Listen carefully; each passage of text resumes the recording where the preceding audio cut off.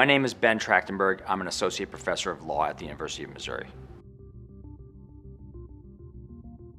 Someone who's a college senior who's thinking about going to law school sees a statistic that says 90% of our graduates are employed and the average salary is $130,000.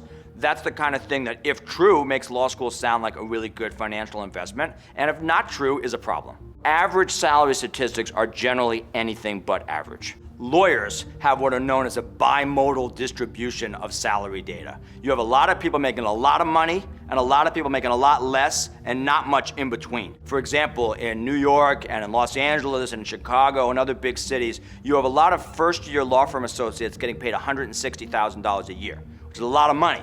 And then you have a lot of lawyers making less than $50,000 a year. There's very few new lawyers making $100,000.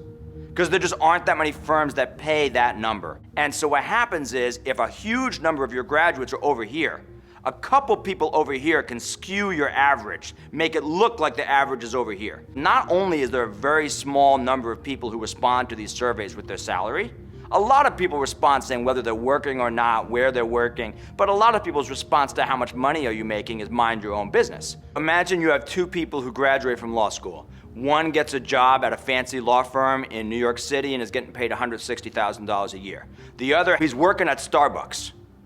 Which of those two students do you think is more likely to respond to the Career Services Office salary survey? And imagine that neither of them respond to the survey because the Starbucks guy's a little embarrassed and the fancy lawyer's too busy. Well, the law schools are allowed and indeed encouraged to look online and to find out what their graduates are up to, which is only sensible that they would try to do this. But the thing is, the salaries of those law firms are public information. So the Law School Career Services Office will diligently type that publicly known number into the database. Whereas Starbucks guy is invisible, and even if they know he's working at Starbucks, they don't know his salary. So you have a huge upward skew. I think you should ask yourself, what kind of job do I need to get to pay back the debt I'm planning to incur?